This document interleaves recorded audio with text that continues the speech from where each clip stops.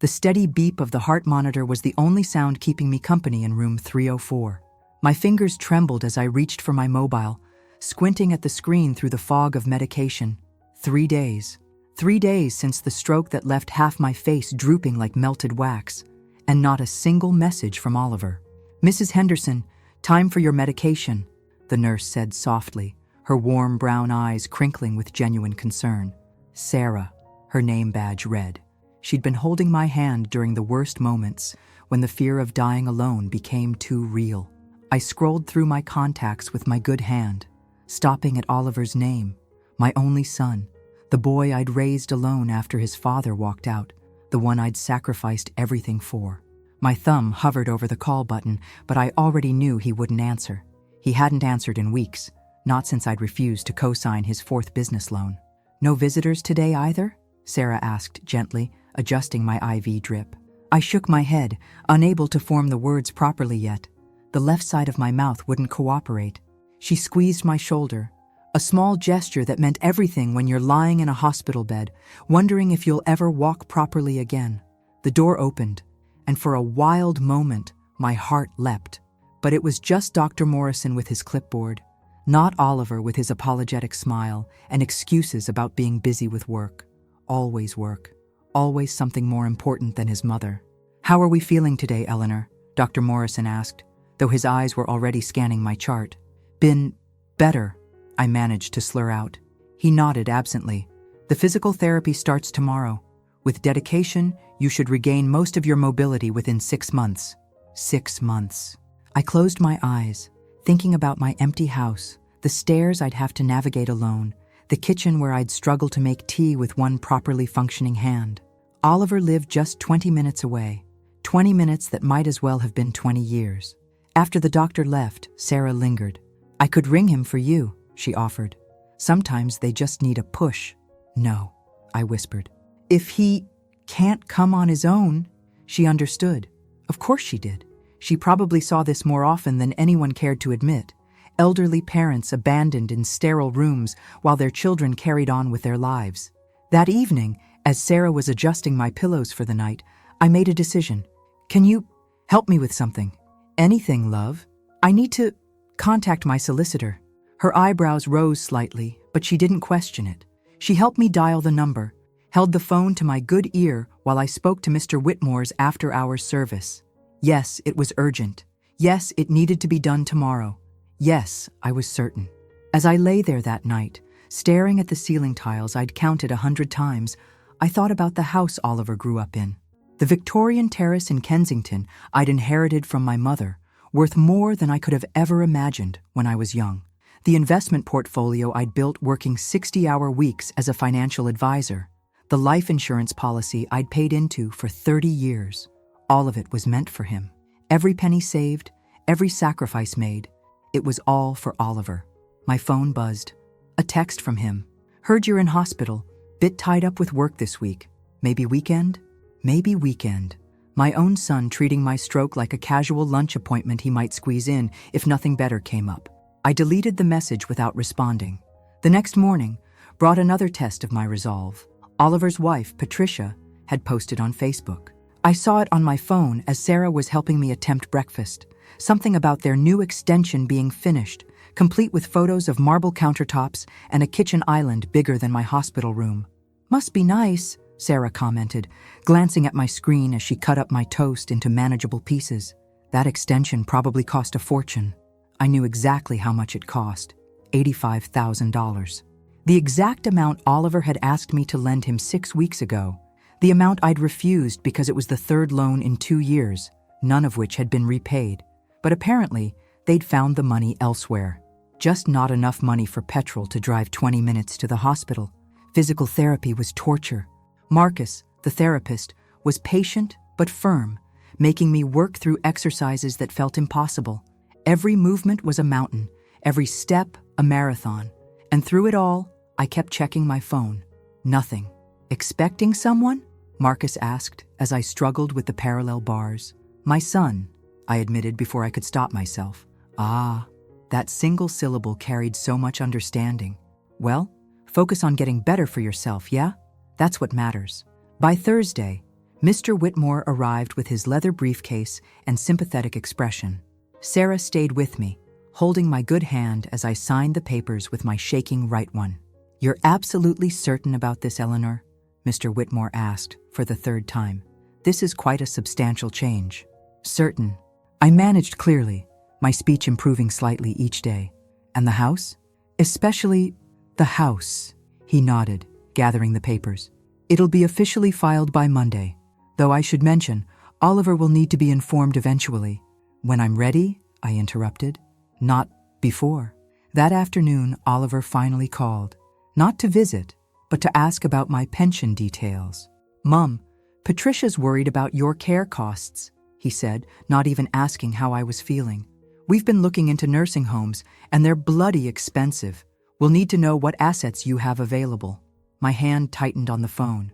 Sarah, who was changing my water jug, must have seen something in my face because she moved closer, ready to take the phone if needed. "I'm not going to a home," I said carefully. "Be realistic, Mum. You can't manage that house alone after a stroke. The stairs alone." I said no. "Don't be stubborn. We're trying to help. Patricia found a nice place in Croydon. Bit far, but the fees are reasonable." Croydon. An hour and a half from where he lived. Far enough that visits would be even rarer than they were now. "I need to go," I said. "Mum, we need to discuss." I hung up. Sarah took the phone from my trembling hand. "You all right, love?" "He wants to put me away," I whispered. "Can't even visit me here, but he's already planning where to hide me." She sat on the edge of my bed, something that was probably against regulations. But Sarah had never been one for unnecessary rules. "You've got more fight in you than they think." That evening, she helped me call my niece Emma in Australia. Emma, who video called every other day despite the time difference. Emma, who'd offered to fly over 3 times since my stroke. "Aunt Eleanor, you look better today." Emma's face filled my phone screen, bright and concerned despite it being 3 a.m. her time. "Getting there, sweetheart. I can still come. My boss said I can work remotely for a month if needed." "No, darling, but thank you." We chatted for 20 minutes about her job, her new flat in Melbourne, her girlfriend Sophie. Normal things, loving things. The things Oliver never asked about anymore. After the call, I made another decision. I had Sarah help me access my banking app.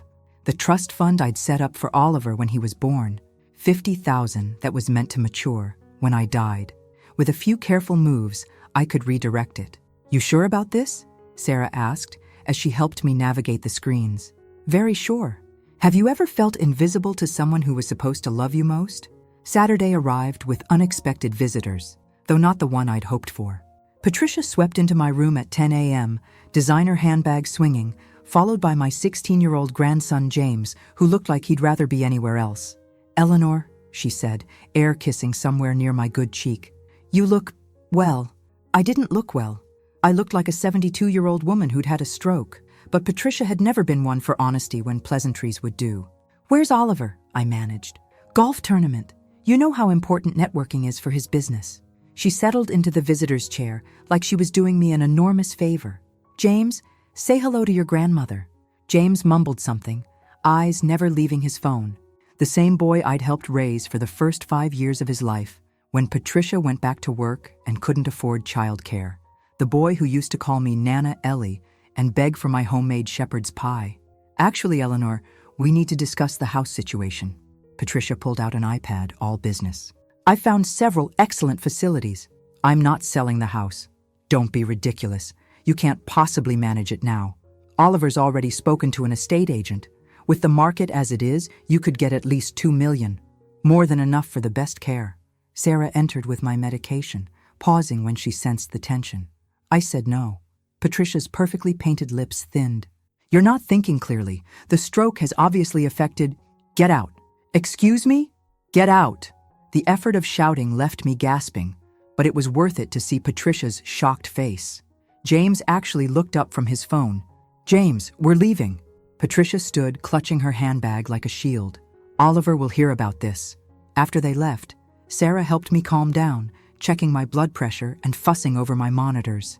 "That was brilliant," she whispered conspiratorially. But an hour later, Oliver called, furious. "What the hell did you say to Patricia? She's in tears."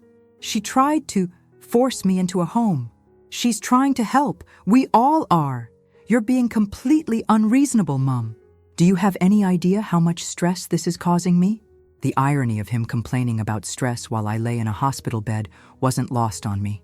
"I haven't even seen you," I said quietly, "because you're being impossible. First, you refused to help with the business loan. Now you're refusing perfectly sensible care arrangements. What do you expect me to do? Visit your mother, who had a stroke?" Silence. Then, "I don't have time for this guilt trip. When you're ready to be reasonable, call me." He hung up. That afternoon, Mr. Whitmore returned with additional papers. The changes were more extensive now. I was adding educational trusts for 3 names Sarah had helped me research. The children of the hospital cleaners who came in every day, always cheerful despite their long hours and minimum wage. Maria's daughter wanted to be a doctor. Joseph's son dreamed of engineering. Precious's daughter had just gotten into Oxford but couldn't afford it. "This is quite generous, Eleanor," Mr. Whitmore said. "It's necessary." As I signed, I thought about Oliver's university fees, paid in full, his first car, a gift for his 18th birthday, the deposit on his first house, every advantage I could give him, freely given. That evening, Sarah's shift was ending, but she stayed an extra hour, sitting with me as I struggled through dinner. "My daughter didn't speak to me for 2 years once," she said suddenly. "Thought I was interfering in her marriage. What happened? She got divorced, came crying back. I forgave her, of course. That's what mothers do." She paused. "But I never forgot. And I made sure my will reflected what I'd learned about who really cared. Does she know?" "She will, eventually." Sarah smiled sadly. "Sometimes the greatest gift you can give your children is the truth about themselves." That night, I couldn't sleep. The weight of what I was doing pressed down on me. Was I being vindictive? Petty? Or was I finally, after 72 years, standing up for myself? My phone buzzed. A message from Emma. "Aunt Eleanor, I've booked a flight. I'll be there Tuesday. No arguments. Sophie's coming too. We love you." I cried then. Great heaving sobs that brought the night nurse running. But they were tears of relief. Someone was coming. Someone who cared enough to cross the world when Oliver couldn't cross London. Tuesday couldn't come fast enough. I'd managed 5 steps with the walking frame on Monday, and Marcus had actually smiled, a rare occurrence that meant genuine progress. Sarah had helped me wash my hair properly for the first time since the stroke, and I felt almost human again. When Emma burst through the door at 2 p.m., carrying flowers and trailing Sophie behind her, the room suddenly felt alive. "Aunt Eleanor!" She carefully hugged me, mindful of the IV line. "You look so much better than I expected." Sophie, whom I'd only met via video calls, was exactly as warm in person. "Mrs. Henderson, it's lovely to finally meet you properly. Eleanor, please. And it's lovely to have you both here." They settled in like they belonged, Emma immediately rearranging the room to be more comfortable, Sophie unpacking what looked like half of Marks and Spencer's food hall. "The hospital food is rubbish, isn't it?" Sophie said cheerfully. "We brought proper tea and those biscuits you like." They knew which biscuits I liked. Oliver couldn't even remember I was lactose intolerant. "Now," Emma said, pulling out her phone. "We've got 3 weeks. Sophie's working remotely and I'm on leave. We've rented an Airbnb 5 minutes away and we're going to get you back on your feet." The relief must have shown on my face because Emma's expression softened. "Has Oliver not been to visit at all?" I shook my head. "That absolute tosser," she muttered. Then louder. "His loss. We're here now." The next few days were a revelation. Emma and Sophie took shifts, one always with me during visiting hours. They charmed the nurses, befriended the other patients, and turned my sterile room into something almost homely. Sophie, it turned out, was a physical therapist back in Melbourne. "Let me show you some exercises we use in Aus," she said, working with Marcus to develop a better routine for me. By Thursday, I was managing 10 steps. By Friday, I could hold a cup with my weak hand. Oliver finally noticed Emma's presence when she posted a photo on Instagram. The 3 of us, smiling, with the caption, "Family takes care of family." He called immediately. "Why is Emma there?" he demanded, not even greeting me. "She flew from Australia to help." "I don't have time for this guilt trip, Mum. Some of us have real responsibilities." Emma, who could hear him through the phone, gestured for me to put him on speaker. "Hi, Oliver," she said sweetly. "Fancy seeing you here." "Oh, wait, we haven't seen you here, have we?" "Emma, this isn't your business. Aunt Eleanor is absolutely my business. She's the one who sent me money when I was broke at uni. She's the one who called every week when Mum died. She's more family to me than you've ever been. You don't understand the pressure I'm under." "Pressure?" Emma's voice rose. "Your mother had a stroke. You pathetic excuse for a son. She could have died alone in that hospital bed while you were playing golf." He hung up. Emma was shaking with anger. Sophie rubbed her back while I processed what had just happened. No one had ever defended me like that to Oliver before. "Thank you," I whispered. "Don't thank me. It needed saying 10 years ago." That afternoon, Mr. Whitmore visited again. This time, I had Emma and Sophie witness the final documents. "The house," he confirmed, "goes to Emma and Sophie jointly, with the provision they can live there whenever they're in London." Emma's eyes widened. "Aunt Eleanor, no. Yes, you've shown me more love in 3 days than, well, it's decided." "And Mr. Oliver's inheritance?" £1, the minimum to show he wasn't forgotten, just deliberately excluded. Mr. Whitmore's mouth twitched, the closest to a smile I'd ever seen from him. "And the liquid assets?" "Divided between the charities we discussed, the educational trusts, and a special provision for Sarah Bennett's retirement fund." Sarah, who just walked in with my medication, froze. "Eleanor, I can't. You've been more of a daughter to me this week than I ever hoped for. Please." She was crying as she hugged me carefully. That evening, we had a proper party in my room. Sarah had brought cake from the cafeteria. Marcus stopped by after his shift with a bottle of smuggled-in champagne, and even Dr. Morrison cracked a smile. "To recovery," Emma toasted with her paper cup of champagne. "To family," I corrected, looking at each of them. "The family we choose." As visiting hours ended and everyone prepared to leave, my phone buzzed. Oliver again. "Mom, we need to talk about Emma poisoning you against me. This is getting ridiculous." I deleted the message without reading it to the others. Some battles weren't worth fighting anymore. 3 weeks later, I was going home. Not to a nursing home in Croydon, not to a care facility Patricia had researched, but to my own house in Kensington, with Emma and Sophie by my side. They'd spent the week preparing, installing grab rails, moving my bedroom to the ground floor, arranging for a cleaner and a meal service. Everything Oliver had claimed was impossible. They'd solved with a few phone calls and genuine care. The morning of my discharge, Oliver finally appeared. He stood in the doorway like a stranger, expensive suit pristine, expression carefully neutral. Patricia waited in the corridor, refusing to enter. "Mum," he said stiffly, "I heard you're going home." "I am. That's inadvisable." Emma stood from where she'd been packing my things. "What's inadvisable is showing up now, after a month, pretending to care." "I don't need to explain myself to you," Oliver snapped. "Mum, be reasonable. You need professional care." "I have everything I need," I interrupted, my speech clear now after weeks of therapy. "Emma and Sophie have arranged private nurses for the first month. Sarah's stopping by daily after her shifts. Marcus is doing home visits for physio. And who's paying for all this?" "I am, with my money, from my pension and savings." His face flushed. "About that, we need to discuss the house. Patricia's found a buyer. The house isn't for sale." "Mum, you're not thinking clearly." "Oliver." I looked at him, really looked at him. When had my beautiful boy become this cold, calculating stranger?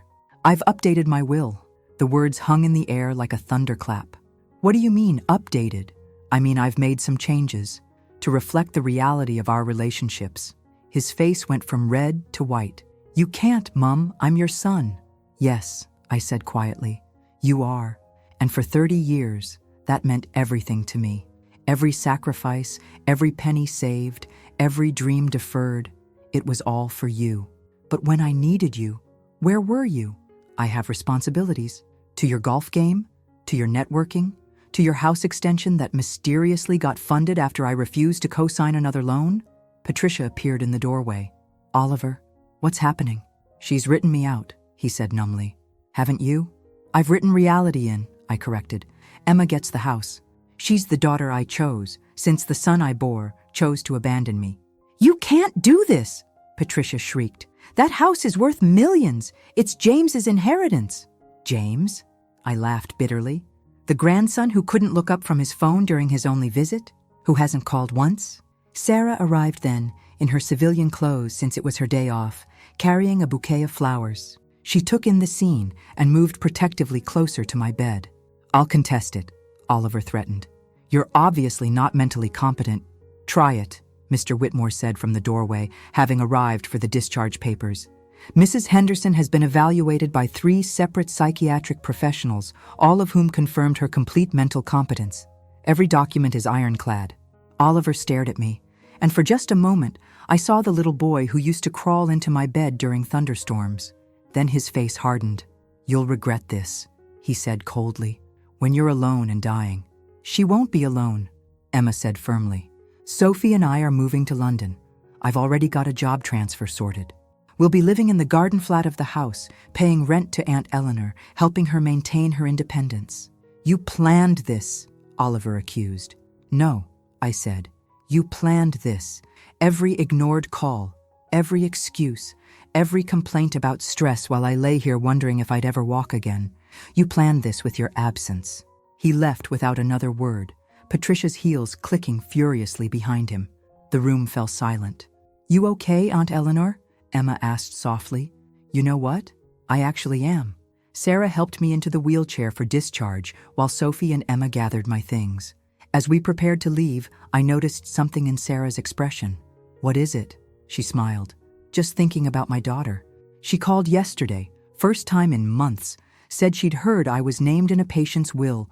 News travels fast in hospitals. Suddenly, very interested in my well-being. What did you tell her? The truth, that kindness breeds kindness, and absence breeds consequences. As they wheeled me out, I passed room 304 one last time. Another elderly woman lay in the bed now, alone, staring at her phone. I wondered if she was waiting for someone too. In the taxi home, Emma held my good hand while Sophie navigated with the driver. My phone buzzed.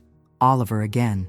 This time, a long message about how I'd destroyed our family, how Patricia was devastated, how James would grow up knowing his grandmother didn't love him. I deleted it without finishing and blocked his number. No regrets? Emma asked, watching me. One, I admitted. I wish I'd done this sooner. I wish I'd valued the people who valued me instead of chasing the love of someone who only saw me as a bank account. 3 months later, I could walk to the corner shop with just a cane. 6 months later, I was gardening again. Emma and Sophie had transformed the garden flat into a warm, lived-in space, and we had dinner together every Sunday. Oliver never called again. I heard through mutual friends that he'd told everyone I'd had a mental breakdown, that the stroke had changed my personality. Let him. The people who mattered knew the truth. On the first anniversary of my stroke, Sarah brought her grandson to tea. Maria's daughter had started medical school. Joseph's son had his engineering placement. Precious's daughter was thriving at Oxford, all because of the educational trusts. You changed their lives, Sarah said. They changed mine first, I replied, watching Emma and Sophie laughing in the garden. They showed me that family isn't about blood. It's about who shows up. That night, as I prepared for bed in my own home, surrounded by people who'd chosen to love me, I thought about Oliver one last time, not with anger or sadness, but with a strange sort of gratitude. His absence had taught me the most valuable lesson of my 73 years. Sometimes the greatest gift isn't holding on, it's letting go. My phone buzzed, a text from Emma. Night, Aunt Eleanor. Love you. I smiled, typing back with fingers that barely shook anymore. Love you too, darling. See you for breakfast. And I meant it, every word. If you've ever felt invisible to those who should see you most clearly, remember this. The family that matters isn't always the one you're born into. It's the one that holds your hand when you can't hold the pen yourself. Would you have the courage to rewrite your own story? Let me know in the comments below. And if stories like this resonate with you, don't forget to subscribe to the channel. I read every single comment.